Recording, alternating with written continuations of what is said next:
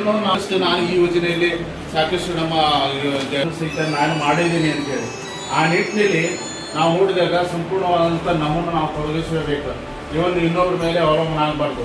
ಇವ್ರು ಕೊಡುವಂಥ ತರಬೇತಿ ನೀವೇ ದಾರಿದೀಪ ಆಗಬೇಕು. ಮುಳುಗಡಿ ಆಸನ ಅಂತೇಳಿ ಒಂದು ಗಾಳಿ ಮಾತಿದೆ.